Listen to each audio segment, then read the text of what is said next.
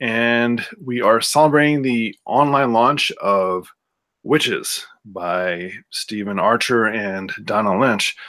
And although we had the launch for the physical copy a few weeks ago at StokerCon in Providence, Rhode Island, the ebook version has gone live today. You can get it now, and we are with the creators to talk a little bit about that. So, without any further ado, I'll pass it off to author Donna Lynch. Hi, we are glad to be doing this tonight. I wanted to thank Raw Dog Screaming Press for giving us the opportunity to do this, and thank you to everybody who went ahead and were spreading the links for this the past few days. We appreciate you guys doing all that for us. So, I'm Donna Lynch. Hi, Steven. How are you doing? And of course, the most important thing here. This is Sophie, but she doesn't want to be bothered. We're gonna try and put the hat on Sophie, but yeah, the witch hat didn't work for her. Mm-hmm. So, I will go ahead and start. I'm gonna read the foreword to Witches, and then we can talk and whatever. Right. This is Witches. There's something you should know.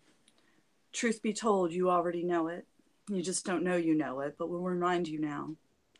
We'll draw it down like the moon to the front of your brain, in that dark space just behind your eyes, that space that goes all the way down to your throat and into your gullet.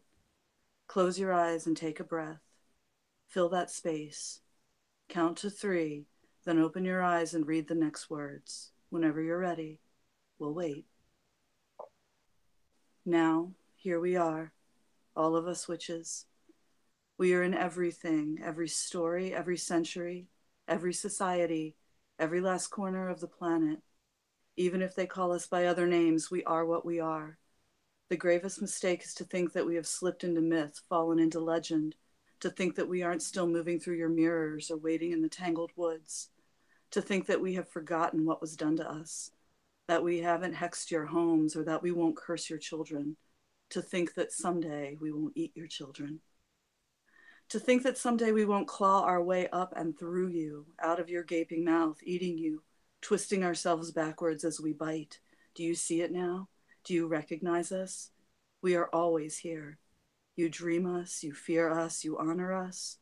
And the way we know you know us is because for every time you've howled in pain, for every time you've laughed and screamed at the sky, for every time you spoke to an animal and knew they understood, and for every time the animal spoke back, for every time you felt ancient, transient, and powerful, and for every time you heard the call of the void and felt nothing, for every single story you ever weave, for every lie, for every truth, for every curse and every healing spell, for every lucky guess, and for all the times you know, the witch in you wakes up. Look in the mirror and see, we are here. So that's the foreword to Witches. All right, wow, that's powerful. So, how did you know that you were going to do this project? I mean, it's a very unique book. A lot of people ask us, what exactly is it? It's part art book and part poetry. How did it come into being? Well, it was, it's not a sequel per se, but, Steven and I did Daughters of Lilith, which you guys with, Raw Dog put out a few years ago. And that came from, Steven being a visual artist and doing these beautiful paintings. And in the past, we've often done things like he'll do a series of paintings and he'll give me a title and I would just write little pieces, like little poems, little pieces of stories on the actual images. And, they were originals. So it was just, we just have one of them and, we would sell it and move on from there. But, a few years ago with Daughters of Lilith, we kind of, formed a theme. And when we got it all together, it seemed like it would be a cool thing to put it all in a book because a lot of people kept saying, oh, I'd love to see a collection. So we did that. And then we had a really good experience with that. We enjoyed it. So he started you know, doing the same thing again and doing these beautiful paintings that became the illustrations for Witches. And we just decided on that theme. So yeah, it's a nice way for us to collaborate on something that isn't music. You know, and something that, you know, he's definitely the stronger visual artist. And, you know, I've had a little bit more, you know, background and experience with writing. So it's nice to sort of come at something with both of our strengths. It also does come back to strengths. I always have more ideas than I know what to do with. And so when I can take a bunch of different ideas and present them in a package and then give them to her, it gives her starting points for the text, which is always cool. And something that was really vital for us doing these kinds of projects, you know, when a couple of years ago, I got Lyme disease, and from that developed fibromyalgia, and it had a significant impact on my cognitive skills. And one of those things being, you know, my writing. I still have trouble with my speaking. I don't speak very eloquently anymore. But you know, it was very hard for me to get back into writing. You know, I couldn't even read for a while. It was like I had developed a learning, you know, disability overnight. And doing this, you know, having him give me the title and giving me this image, it allowed me to work in these tiny little pieces. And that, you know, and I found that wasn't too overwhelming. I was able to do that. And then the more, you know, we worked at it, the more it started kind of exercising my brain and, you know, getting me back to a place where I could write bigger, longer, you know, projects. So it's been really beneficial. Okay, cool. Excellent. Well, I'm glad you two were able to have that process. No, I know we have some more questions from some of our viewers here, but I didn't want to just drop in while it's still sort of timely. Somebody did have a comment about the introduction. Jules Harris said, "Beautiful, Donna." Oh, thank you, Jules. What about me? I'm very pretty. You didn't write the introduction. Oh, I thought that meant how you look. No, the only beautiful one right here right now is this magnificent beast. She's getting praised. She just yelled at me. Oh, did she? Okay, never mind. Okay, anyway. Yeah, at one point I do want to ask her what it's like to be internet famous, because we've seen tons of pictures of her. And I don't know, is it getting to her head or? She needs her own like web channel or something. She just needs the Sophie channel. She would hate it. All right. Well, here's more from Jules. She says, "I love how well the images match the poems. Steven, did you do them specifically for the poems, or were there some you had already done that just meshed well? And hi, Sophie." I did all the images first, actually, and then came up with the characters for them. Like, I did a bunch of research on different people and came up with basically I came up with the titles for each piece, and then I hand them off to Donna, and she uses those as the jumping off points.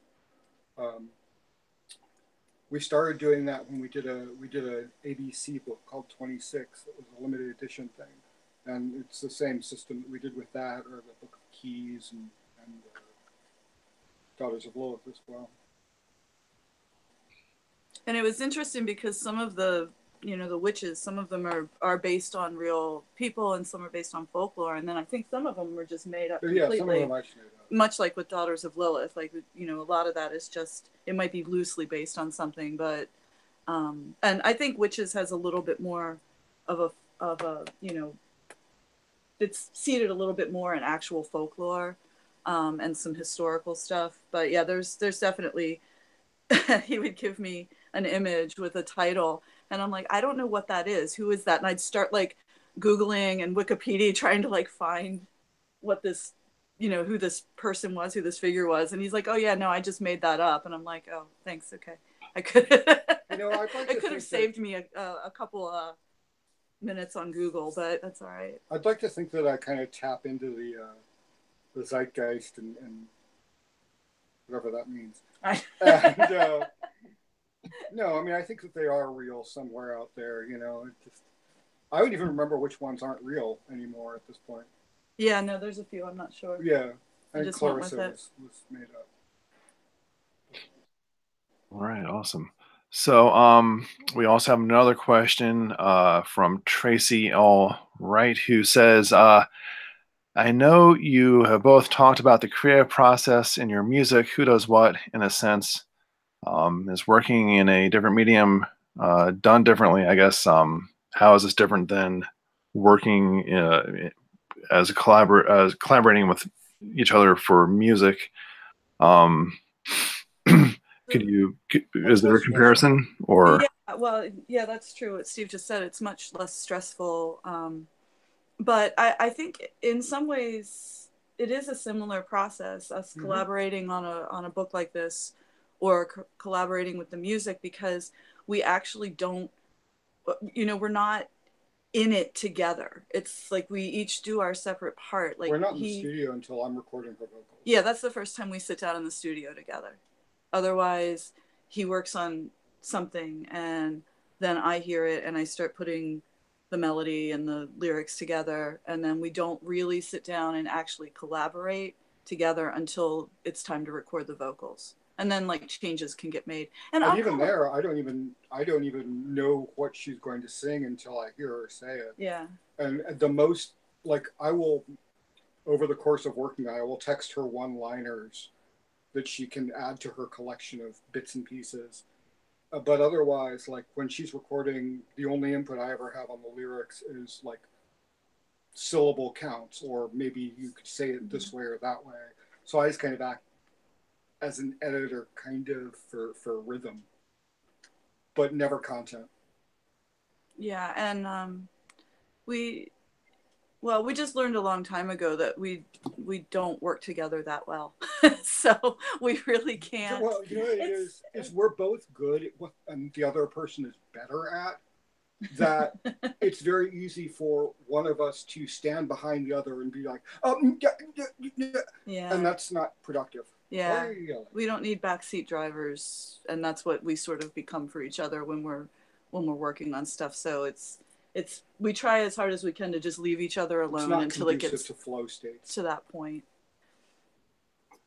Okay, cool. So you mentioned that this was sort of conceived after Daughters of Lilith. What was I guess the process was pretty much the same. Were there any differences between Daughters and Lilith of Lilith and Witches?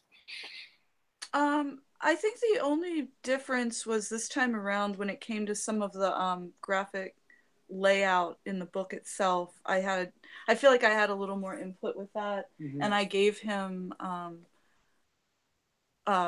image, like ideas for images that I wanted to go along with certain witches.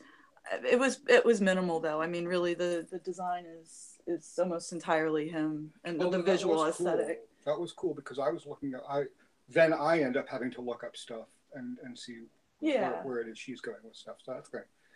Yeah. I mean, anytime I think either of us ends up having to learn something for X thing, I mean, it's always exciting and fun. For you, I hate learning stuff. I was going to compliment her and say, she's pretty smart for a chick, which is cool. And hate me that learning. Yeah. Oh. Okay. Ruin my train of thought. Sorry. Make it about you. Yeah. Well, I'm closer, so it kind of is. It's about me. Anyway. Okay, so I guess it is both a poetry book and an art book hybrid. Steve, how did you sort of go about creating the visual style for the book, the visual mood? What went into sort of tapping into this longstanding tradition of witches in our society and sort of taking that to the visual realm and defining it. Man, I would love to give you some sort of really cool, like, answer for that. But I don't know. I just do what I do and try and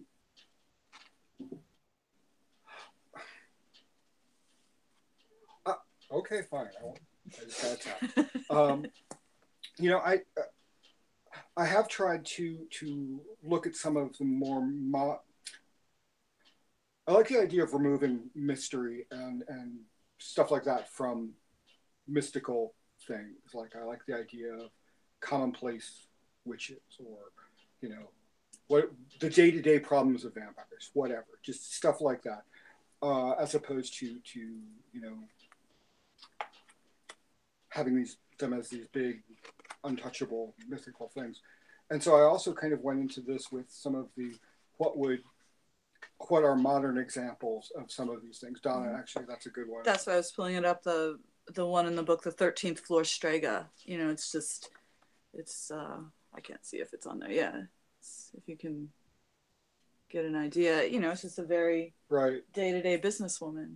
But yeah, or the Fukushima one, you know. So it's also looking at more mystical, extraordinary explanations for current events, things like that. So that was definitely something that I played with.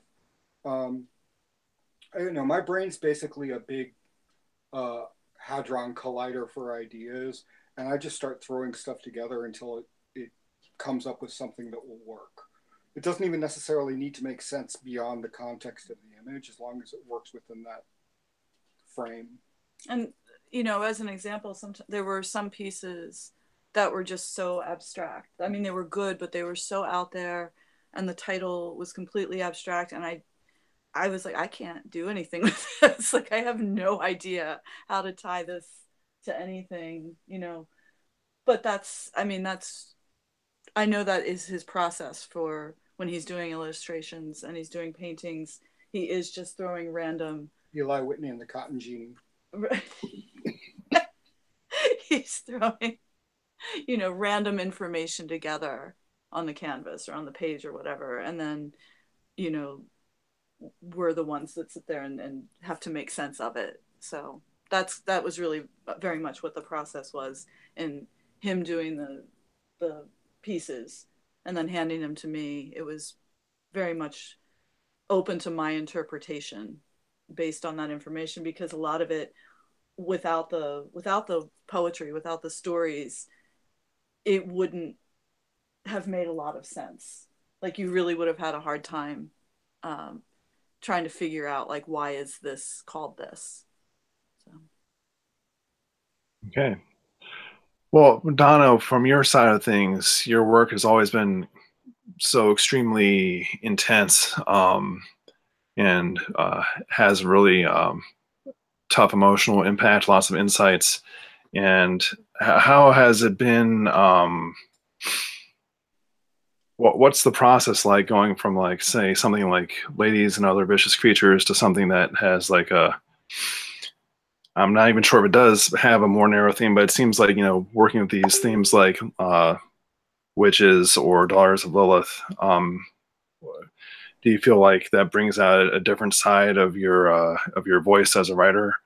Yeah, definitely. I mean, all of this stuff that I did, you know, 10 years ago, or, you know, around that era, and before that, it was so personal. It was absolutely me writing about experiences I had and things that I was feeling. It was very, you know, In My Mouth was that way. Ladies and Other Vicious Creatures was that way. And I guess I just got tapped out on that. I felt I had covered, you know, as much of my own those personal demons as I was comfortable with covering, and then I wanted to move on, and I wanted to let those pieces of myself seep in tiny little doses, or I wanted to put them in but disguise them, you know, just you know, so I know it's there, but nobody else would. You know, just, you get tired of living in that place in your head all the time. You know, that intense emotional place where you're just constant, and especially when you're in the horror genre, because then it's just, you're in that dark place all the time. And, you know, I do think that there is something to be said for the catharsis of, you know, making art in order to work through those things. But As an you artist, you can, need to move on. well, you do, and you can And absolutely, you know, drown yourself in that. Like, you know, just, you get in there so deep, and you're so, I mean, it's just, it's all you think about. It's all you do. And I think after a point, at least for me, that just wasn't a healthy thing to do anymore. You want to evolve past that as an artist. I mean, you ideally you want to get to a point where what you were talking about is something that can be universal, and not just universal on this internal level of trauma or pain or whatever, but, you know, universal in other ways as well, you know. So Okay. Well, we have more comments and questions coming in from the chat. This one comes in from Heidi Ellis, who says, I see a lot of elemental themes that thread subtly through both your work, water and earth, light and shadow. Do you find yourselves returning to certain themes when you're creating? Yeah, sure. And I think those, I think it's almost impossible not to, because those themes are so all encompassing. I mean, there's so much that falls under that. So I think it's almost impossible not to come to that. I'm not it's good conceptual shorthand also. Yeah, and I'm not really all that technologically savvy, and I don't get into a lot of stuff in the tech world, and, you know, like, I'm not into like really hardcore sci-fi or anything like that. So there's a whole you know, mythology, there's this whole thing out there that I almost never tap into in my own stuff, you know, and sort of that modern world, and you know, just the whole, like, technology, like, I just don't cover that very often in anything that I do. So I do end up going back a lot to the more natural elements. Okay. I think, and I tend to bring that kind of stuff in, but not in any specific enough way that I don't know. I really like where I don't know. I find the ultimate piece of technology is the human psyche. I mean, and that sounds really pretentious, but I mean that's where I find the most interest in, and so I like the push back and forth between that, and how the technology we use is affected by these innate parts of how we're wired as humans. So I get into that a lot, but I do find that knowing more about that does influence what I do. I mean, Lord knows I talk about it enough, but Blind Sight by Peter Watts, which gets into a lot of real bleeding edge tech, made me aware of some very interesting things like Chinese room and things like that are all new ways of looking at both technology and society and language. Okay.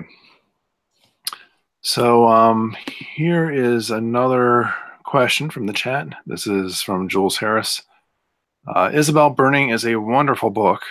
Donna, are there any new novels in the near future? Well, thank you. And yes, there are. I've always had an idea for another book in that series of Isabel Burning, and then Red Horses, and then it would be you know, the thing that happens between Red Horses and Isabel Burning, but I can't find it. It's just not there yet. Maybe it'll be there someday. But currently I'm putting together a poetry collection for next, hopefully to have it done by the end of this year. And then I am working on a novel. It's a little slow going because that's just how it is for me now. But I am working on a new novel, although it doesn't have anything to do with Isabel Burning. Okay. I don't want to say too much about it yet. Okay. Yeah. No. Don't give away the farm yet. We'll definitely wait. That is galactic war in space. A long time ago. Oh. Called Space Battles. Space Battles. Yeah. It's called Porgs. All right, that should make lots of money. Let's see, who is this? Emery. Hey, Emery, how's it going? It's been a while, man. Emery is weighing in. Let's see. He says, what can one who may be completely unfamiliar with your previous work expect from witches? Asking for a friend. Well, you kind of started out saying how it's kind of hard to figure out what to actually call this book. I mean, it's like we both threw up on paper. That's really what it boils down to. I mean, just open it up, maybe outside. So. Well, I almost hate calling it a book of poetry, and not because I have a problem with poetry. I love poetry. But I know that sometimes puts people off. They think, well, I don't really like poetry. So, you don't like poetry, you can look at the pretty pictures. Well, I think that's, it's somewhere between an illustrated book of poetry and a graphic novel, but it doesn't have a cohesive storyline. It's dark and it's simple. The pieces are very short, and it's an elevator ride for the soul. Would you shut up? Yeah, I don't.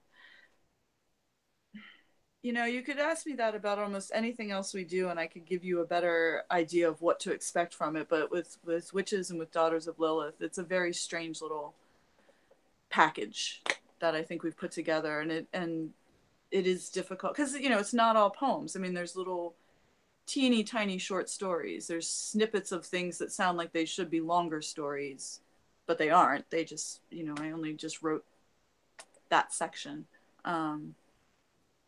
Yeah, just a weird little collection of darkness.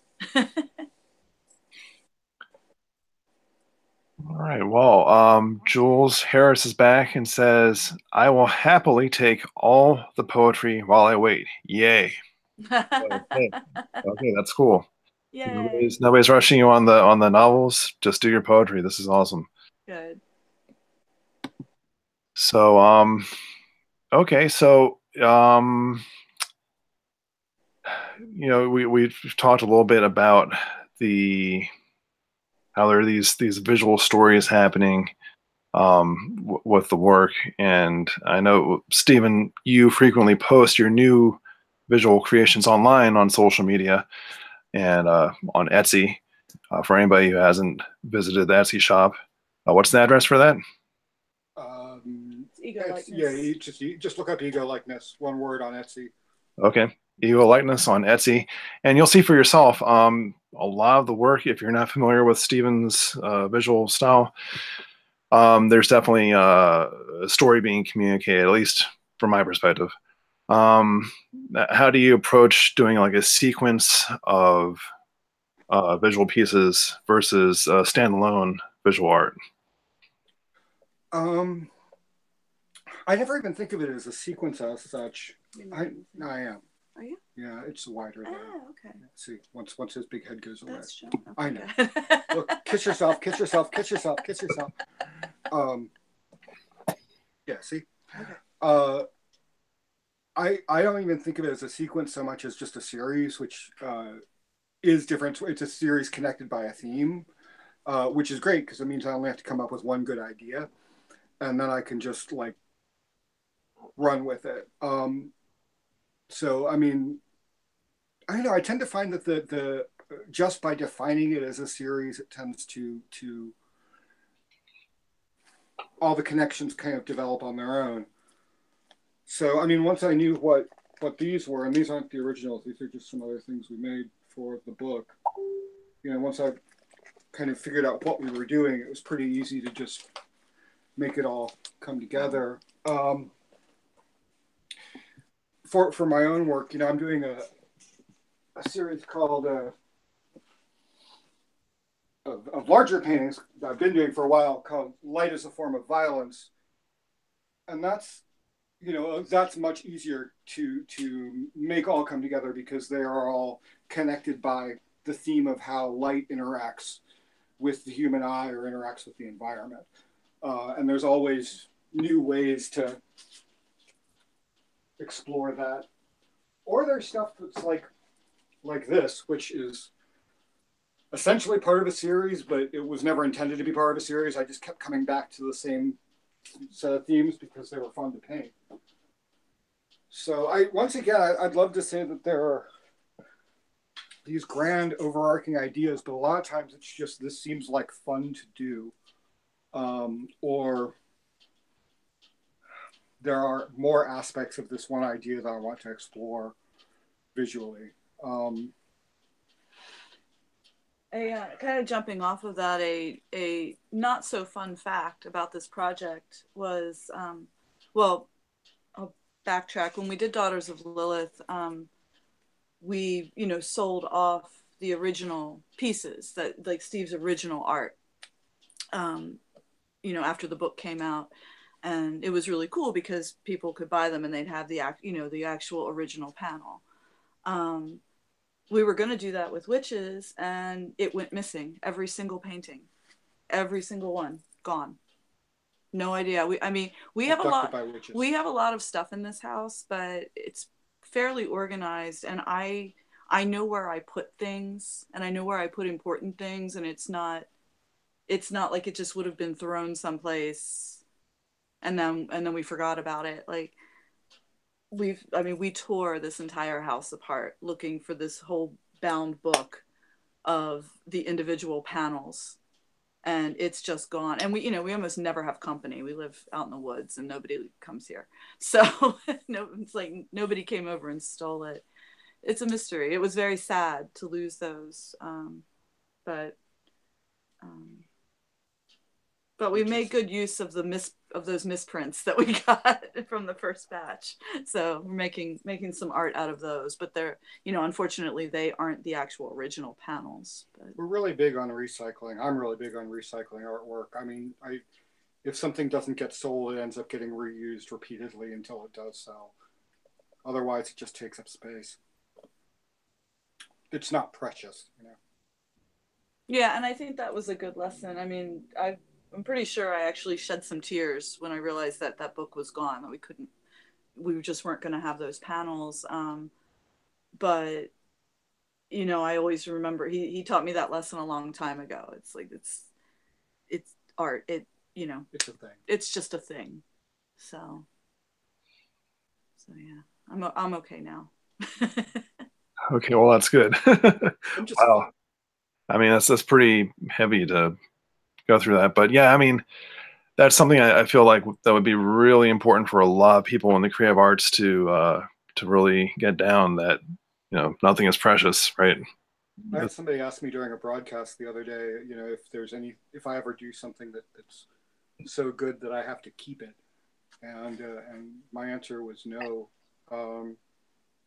because I could always do it again, and I think that's a big part of art, is like, if you make something that's so good that you don't want to give it to anybody, that kind of implies that you're scared that you won't be able to do it again, which is your job is to be able to do it again. So, I mean, yeah, there's going to be variations and happy accidents or things that define those moments, but I mean, that you're not going to be able to recreate, but it shouldn't be a definitive part of whatever it is that you're doing. So, and I'd rather get it out of the house and onto somebody's wall. There's a handful of pieces around the house that he's done that I've always said, well, there's one that's never up for sale, that will never be up for sale. And the others could be up for sale, but it would basically have to be paying off all of our credit card debt for me to be willing to part with it. So, but you know, so there's just a handful of pieces that I'm like, nope, that one's mine. And but the reason that they've become like that is not because of any innate meaning they, other than the first one you mentioned, any innate meaning they had originally. It's because they just were around for so long. That's not true. That we decided that we liked them. No, that's not true. Oh. No, they were things that when you did them, I just fell in love with them, okay. and I didn't want to see it go unless it was going to be really worth it. So. Okay. Maybe, I mean, maybe it didn't have any meaning to you. No, not to me. I mean, I just right. do it. Right. Yeah, well, I mean, if you've ever seen Steven at one of the like live events or conventions or whatever, he's just like a machine. It's always inspiring to me, you know, to see him just going, hammering away, just doing one piece after another. It's amazing. Mm-hmm. So, like I said, check out the Etsy shop. And also, if you see him on social media, just definitely look at everything he's doing and just go be inspired and go do something else yourself because, man. Go do something better. No, I'm serious. Like, yeah. Don't. When I do my little broadcasts, I'm always telling people, it's like, don't let this be just like painting pornography. I want you to like be working while I'm doing this. I mean, or take it and learn from it. Don't just sit there and let it wash over you. You know? Exactly.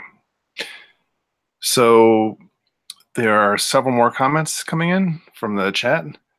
One is not a question. It's just a comment from Bronxolf saying, actually, using the poems as ideas for short stories and creating a shared universe out of them sounds like it could be really marvelous if you were into that. Also, hi, guys. Hi. Yeah, I mean, that's, you know, I mean, I wouldn't, it's not really something that I would actively be able to get into, but I wouldn't have a problem with people kind of branching off from any of that stuff and, you know, kind of writing their own things. You know, I'm never going to, you know, short of somebody, you know, outright stealing something, I'm never going to discourage people from branching off. You go like this fanfic. Well, personally, I'm not really big into fanfic, but it doesn't mean that it isn't valid, and it doesn't mean that people shouldn't do it. And I think actually it is a great exercise because it is, you know, I know what it's like. I'm not like him. I don't have a million ideas all the time roiling around in my head.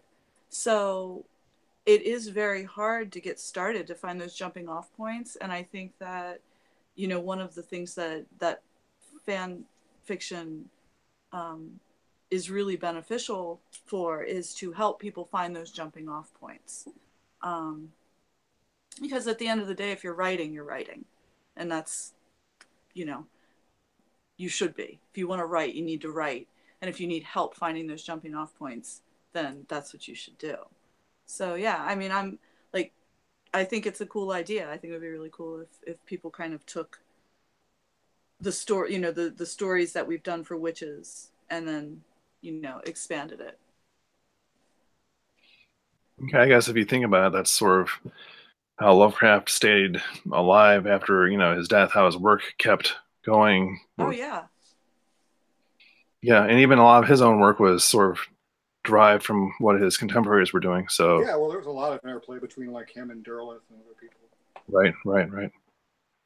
Okay, so Melissa Eisenmeyer says, what are your processes like? Do you drink tea or coffee while you paint or write? And do you go to coffee shops, etc.? No, I hate coffee. I'm allergic to coffee beans. Coffee makes my head hurt. It makes me feel terrible. So no.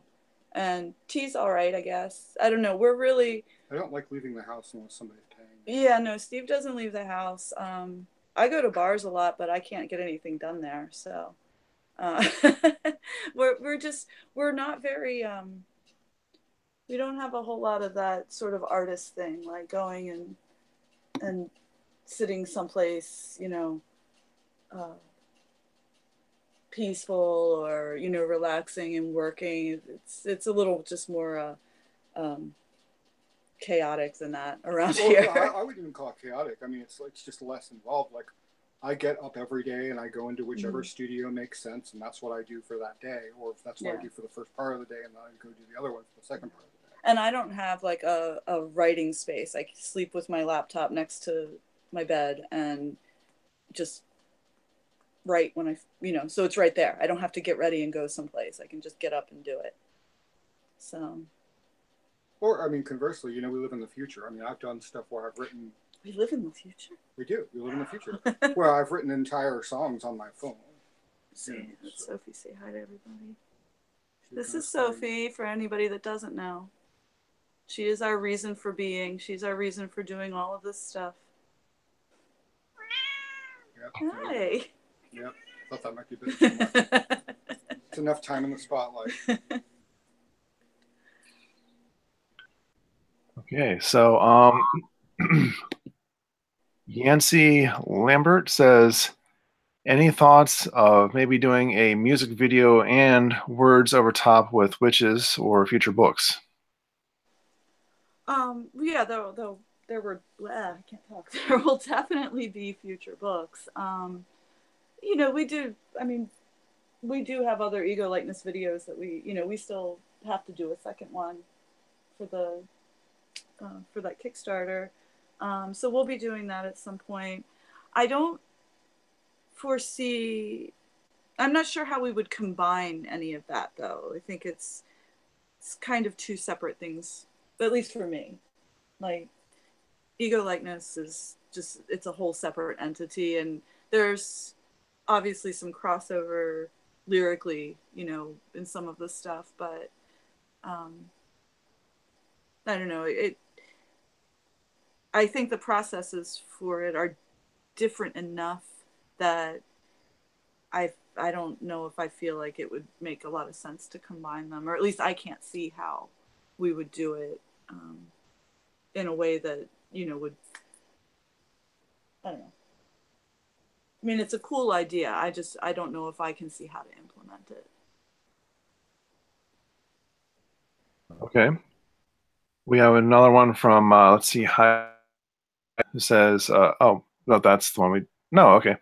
Yeah, Heidi says, Donna, have you thought about somehow incorporating your love of maps into a larger work with art and maybe related stories or poetry? Yeah, it is a good idea. I mean, I've done that in little bits and pieces. Some Trinity Project stuff. Yeah, when we had Trinity Project years ago, there was a pretty big focus on maps, and visually, you know, you've done a lot of stuff where you've worked maps into things. Yeah, no, it's something that I should, you know. I'll got some ideas. All right, so Steve's got some ideas. So that means in the next 20 minutes, there'll be a completed project from him. All right, well, he is fast. If you do that, just hop on Facebook and do a Facebook Live video, man. Right.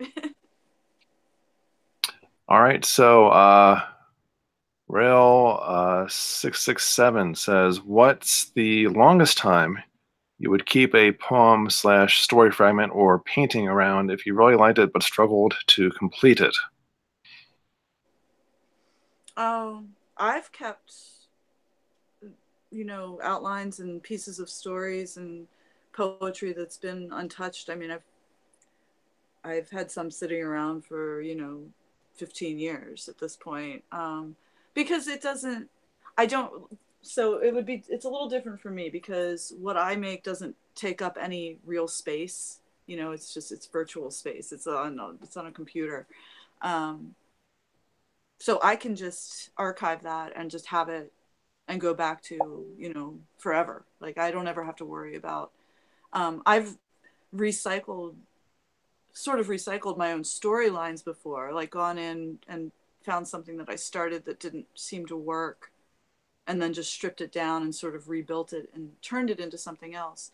But I think, you know, Steven's work, I mean, he physically recycles canvases all the time. Like, if you have a piece sitting around. Well, I recycle everything. I mean, I've recycled I wrote a good chunk of one of the Stoneburner records is stuff that we didn't use for ego likeness in another form. But I mean, then some stuff does hang around. Like when we wrote a song called "Foolish Man Who Has No Home" when we were writing "Wire to the Dead," and it didn't end up on that record. It sat around for about 5 years before it ended up on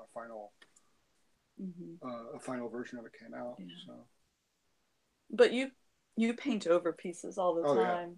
Yeah. So, and I don't know if I don't think that there's a specific formula for that. I think it's just until I mean, I've seen him literally just need that size of a canvas for another project, and he's like, well, this one's been sitting here for a while, and he just paints over it because he needs the canvas. Yeah, so. I'm actually going to be doing that soon. Yeah.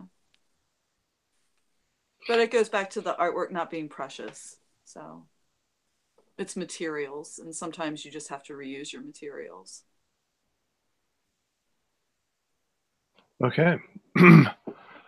Well, I know a lot of people in the chat are here because they saw our post on social media. They saw that we are going to be doing a giveaway. We're doing a giveaway of Driving Through the Desert, which is a book by Donna. And I believe Steven did do the cover art for that. It'll be the ebook in both Mobi format and also EPUB. And we're going to be having links showing up in the chat. Now, these links will be active just for 24 hours. They'll take you to a Dropbox where you can download directly. And maybe, Donna, if you want to say a few words about Driving Through the Desert. Yeah, that story has such a special place in my heart. It's really one of my favorite things that I ever wrote. It was completely unlike anything else I ever did. It's a novella, so it's not very long. And, I wrote it kind of, in the moment. Like the ideas came to me when we were literally driving through the desert. And I just had it all come in like watching a movie. And I could hear the soundtrack. I could, see everything. And we have a lot of time when we're on tour with Ego Likeness and Stoneburner where, everybody is asleep or, doing their own thing in the van. And I do most of the driving throughout the day and all the long distance stuff. So I have a lot of time to think. And that's when a lot of the story ideas that I have, that's where those, that's when I can do that because I can't do anything else. I'm driving, so I have to be paying attention. So it's sort of the most like serene time that I have. And I'm clear-headed enough to think about that stuff. So it's a short, story. Well, no, it's a novella, not a short story, but about a young girl and her best friend who are very desperately trying to get away from a horrific scene of a crime. And they're having a really hard time getting out of the desert. And I'll just leave it at that. Okay, cool. Well, yes, everyone, just to say thank you for joining us for the Witches online book launch. We do want to just, give away something to, say thank you. And, if you like it, let Donna know on your favorite platform, if it's Amazon or Goodreads, Barnes & Noble, Twitter, whatever. Speaking of which, Donna's very active on Twitter. What's your handle there? Geek Lioness. Geek Lioness. Yes, it's a ego likeness anagram. It just happened to work out that way. It made me very happy. Wow. Okay, cool. You and Hannibal Lecter with anagrams. Right. Yeah, I'm Geek Lioness on Twitter, and you're under Ego Likeness. Yeah. Sure. And we're both on Instagram. I'm D-Note, which is D_note_, and he's under Ego Likeness Art and Music with underscores in between all the words. And then on Facebook, we have the Ego Likeness page. There's a Stoneburner page. And our personal pages. I have just look us up by our name, you'll find it. Yeah, and I have an artist page. So it's just under Donna Lynch as well as our personal pages. So. Okay, cool. We're full-time social media people. Well, following you on all the social media platforms, I can say it's definitely worth somebody's while to do so. Tons of just crazy humor, great horror movie reviews. If you like memes, if you like cats, so definitely follow them. And if you do that, you'll probably see some information about their upcoming projects. Can we expect anything in this, a further evolution of your visual and text collaborations? Will there be more in the future, or is which? Ideas? Yeah. Oh yeah. We've got plans for at least one other thing, and I'm sure others will present themselves. Okay, cool. We don't want to reveal what the theme is yet, though. Okay. In case it's stupid. Yeah, or in case we decide that we decide it sucks and we don't want to do that anymore. Hey, whatever happened to your book about toast?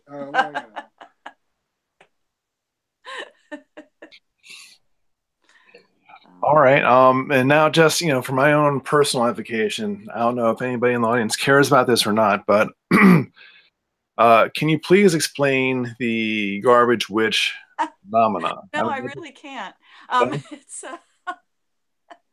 It's I just I like to drink sometimes, and I was just having I got to that point in my drinking one evening where I got very very weepy about I don't even know what.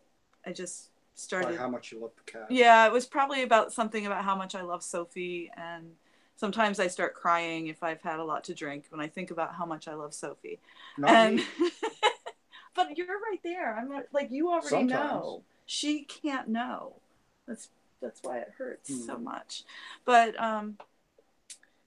anyway, I was just sort of a mess at that moment, and I was dropping stuff and knocking things over and makeup running down my face and sort of, and I was looking online, and people are so nice to me, and they're always saying nice things about me, and it's very sweet and it's very humbling. So it was all these people talking about something that we had just done, and I was getting a lot of praise for it, but I'm a drunk mess knocking stuff over, and I was like, I don't know why anybody thinks that I'm great. I'm just like this mess. I'm just like this magical thing, but also I'm a dumpster fire. I'm just a garbage witch, and it just like I don't know. The phrase just came out. And then she decided to monetize it. Yeah, we just monetize your drunken ramblings. Well, then I just then I had the image of the pentagram with the screaming possum in it, and I was like, that would be the garbage witch. And I just thought it was funny. I didn't think it was going to be a thing, and then people wanted it to be a thing. They wanted the shirts, and they wanted so I was more than happy to and Steve helped me with the graphics on that, but it was that was the thing. So how many editions of the shirt have you done now? We've done, well, there's two different designs. There's like the heavy metal, like the death metal logo design, and then we decided to do a witch house version, and we've done a couple runs. I don't have them. At some point I might have a web store where you can just go and order it, but as of now, I've just been every couple of months doing it as pre-orders because I don't want to end up with, merch sitting around that I can't get rid of. So, because I'm just not sure how long I can ride this wave. We'll see how far Garbage Witch can go. I love it that people are like, "Is it a band?" I'm like, no, it's not. It's just me. It's just me, and now I have an army of garbage witches around the globe. So it's kind of nice. Branding, right? Yeah. So totally no connection to witches at all. No. I mean, other than we like witch stuff, but yeah. All right. Well, we're seeing lots and lots of support for garbage witches in the chat room here. Nice. That's awesome. Yeah, garbage witch, very popular with people who like to chat. So, just saying. Yeah, it's been great. I'm glad that it makes people happy. All right. Well, do you have any last things you want to say about witches? You all should buy it. That'd be nice. Yeah. No. Please buy it because it helps us pay off our debt to them. No, and you guys should all go to the Raw Dog Screaming Press website anyway, because there's some They have lots of good stuff. fantastic authors on their press, and they're great people to work with. So yeah, we've had very good experiences with these guys over the years. So you should support them, support their authors, and you may be familiar with Andy Dean. Yeah, Andy. Yeah, you've got. How many books of Andy's do you have? One or two? One. We have one right now. We've been talking to Andy about some stuff, so there might be some news in the pipe. Good. That'd be exciting. Andy will be more than happy to slip you the pipe. I got that feeling, but that's part of the deal. We still have to seal that. So we all have different weird contracts to navigate. So, no, we were just excited to do this, and I'm sure we'll do some more collaborative work in the future. And yeah, I think I'm trying to think what we have coming up. Ego Likeness is playing Convergence in Detroit at the end of April. And Stoneburner is opening for Covenant in DC on the 15th, I think. And what else for right now? We will have a re-release later this year of some Ego Likeness stuff. And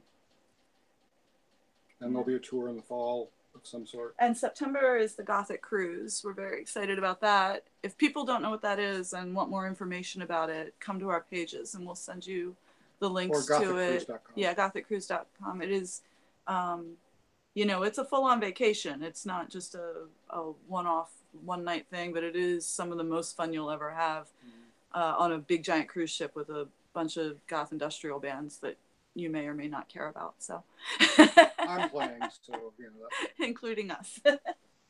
So yeah, we're looking forward to that in September. All right, awesome. Well, it sounds good. Sounds like you have a full plate. So I guess we'll go ahead and wrap things up here. I just wanted to say thank you for joining us, and as always, it's been great working with you.